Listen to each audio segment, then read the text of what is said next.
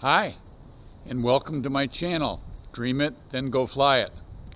Today after breakfast, my wife and I plan a short weekend getaway, and we're going to fly up to Astoria, Oregon to visit a small town that we've never seen before. Also, they serve razor clams up there, which is my main purpose in going. So if you'd like to tag along, hop in, and we'll be taking off in about an hour. 905-890 Foxtrot, appreciate your patience today. Runway 30, clear for takeoff. Clear for takeoff, 90 Foxtrot. Have a great day.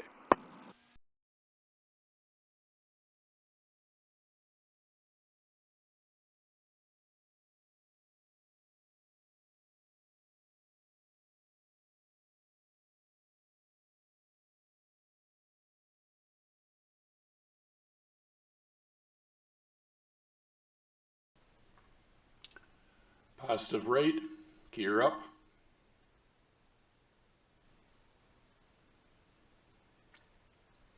Flaps up.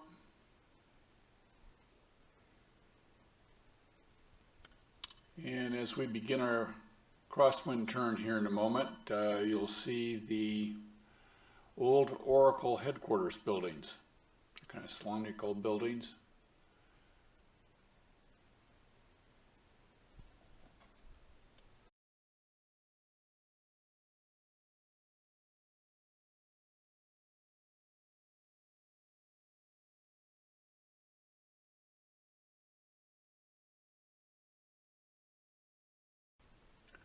As we turn to downwind, you just saw the southern part of the San Francisco Bay off to the left about 11 o'clock. And Palo Alto and Silicon Valley and San Jose are to about 1 o'clock.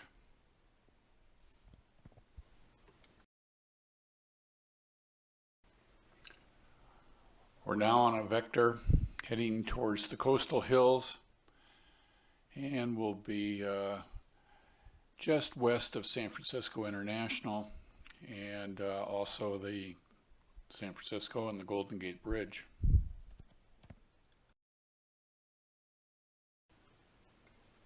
Now we're climbing to 10,000 feet, and you have a nice view of the San Francisco Peninsula. We have California and the United States on our right and Japan on the left. This is the route I filed with ATC and received, and in a few moments we'll be at the Stins intersection heading straight on up to Astoria. And this part of the flight gets pretty boring, so I'm going to shut the camera off until we get towards our approach up in Astoria. Here's the chart of our approach into Astoria.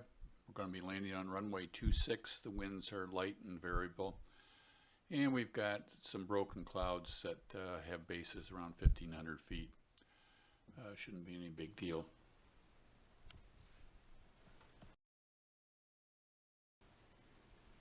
Astoria is a little city located at the mouth of the Columbia River, where it flows into the Pacific. It has a population of 9,500 people, and it's the oldest city in Oregon, founded in 1811. It was named for John Jacob Astor, whose company, American Fur Company, established a Fort Astoria on the site of the current city. Fishing and lumber have been greatly diminished in this area in the 70s and 80s, and the economy has switched basically now to tourism. This is the Port of Astoria fixed base operation, where we picked up our car to drive into town for lunch. This is Northwest Wild Products, and it's a bar, restaurant, and a seafood grocery. It's got a great selection of fresh seafood, and it's one of the few places I found at the moment that had razor clams for sale. And that was objective number one for this trip for me. And in a moment you'll see a picture of my $1,000 lunch, given the air expense coming up and back in the hotel. But let me tell you, it was worth every penny. Kathy had a wonderful crab sandwich for her lunch, and we both went away very happy.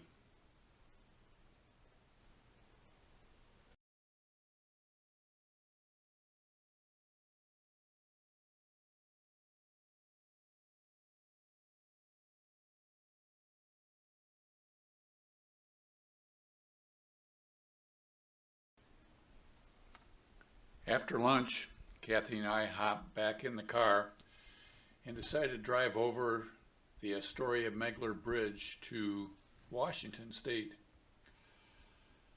The bridge was constructed to provide a reliable link between Astoria and the north side of the Columbia. It was constructed beginning in 1962 and completed in 1966. The steel structure has one lane in each direction and no pedestrian walkways on. After crossing the bridge, we drove to Cape Disappointment.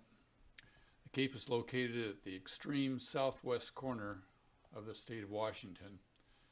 It was named by a British fur trader in 1788 who was sailing south from Canada and mistook the mouth of the Columbia River for a bay, which the ship could not enter because it was too shallow.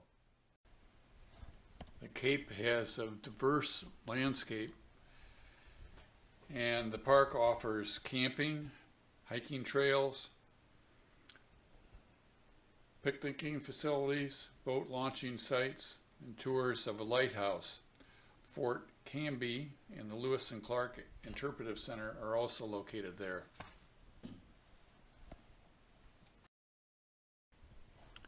A shout out to Star for suggesting that Kathy and I visit this beautiful state park.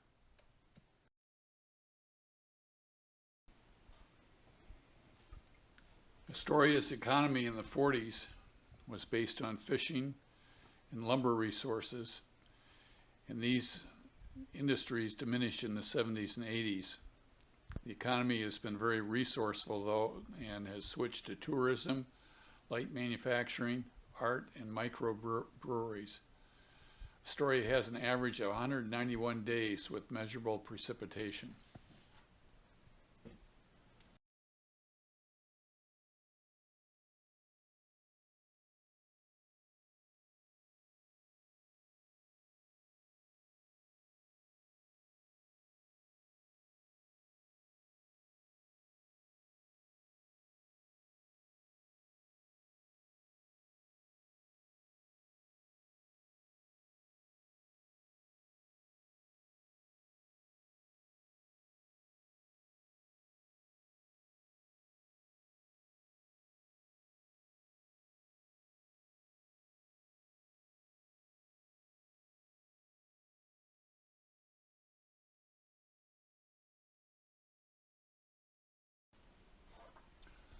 Our hotel facilities for the weekend were at the Cannery Pier Hotel and Resort, and it's at the base of the bridge that we've just come over. It's a comfortable luxury hotel 600 feet out into the Columbia River, built on pilings from the past. It has a beautiful view of the Astoria Megler Bridge, and every room has a view of the Columbia and the bridge. The entire property is a place for the senses, with a sense of place that is distinctly Astoria.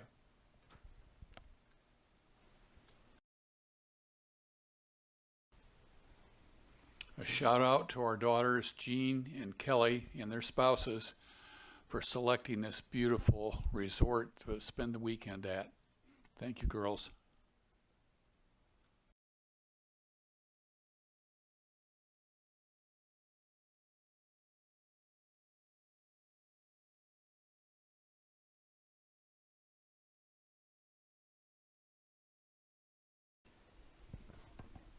Out everyone's balcony, roughly 500 to 700 yards, is the deep water channel underneath the bridge flowing into Portland, or actually out of Portland.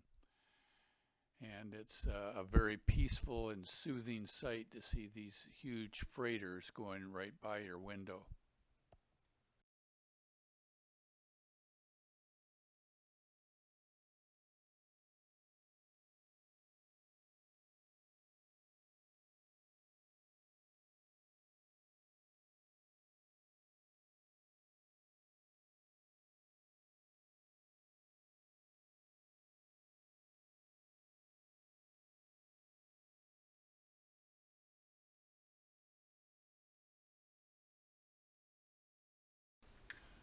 On day 2, Kathy and I visited the Columbia River Maritime Museum, which is a must-do experience when you visit Astoria. A map on the wall of the museum is marked with shipwrecks in the mouth of the Columbia River. And since 1792, more than 200 ships and countless lives have been lost in and around the bar. The Columbia River Bar is the world's most dangerous entrance to a major commercial waterway. This is where the force of the Columbia River meets the Pacific Ocean. Conditions on the bar are extremely dynamic and can change hourly with the ability to generate huge waves.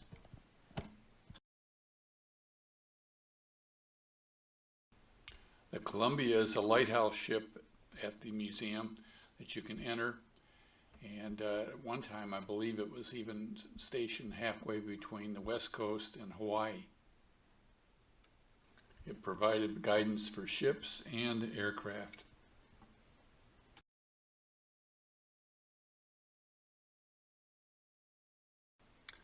After the museum, we drove up Coxcomb Hill to see the Astoria column. This column was built in 1926. It is 125 feet tall and has an inner circular staircase that visitors can climb to the top of the tower.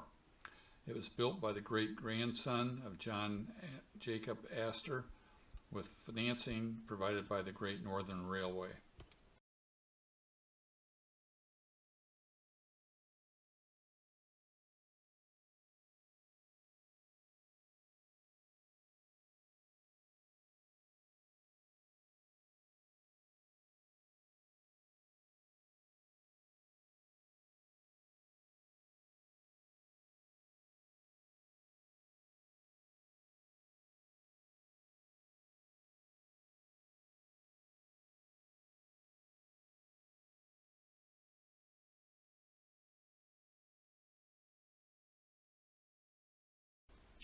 For dinner on day 2, we went downtown to Fulio's restaurant, and I had steamed clams on fettuccine, and Kathy had crab on fettuccine with pesto sauce. Both were excellent.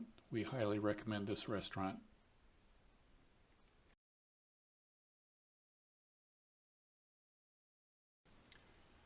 The morning of day 3, we departed in low IFR conditions for California and home.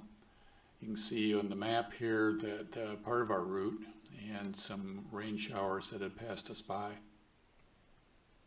We entered California in severe clear conditions as usual. Here we are on base, about to turn final for our approach into San Carlos. San Jose and Cupertino are off the right wing here. I hope you enjoyed the weekend getaway. If you did, please press like and subscribe. See you on the next trip.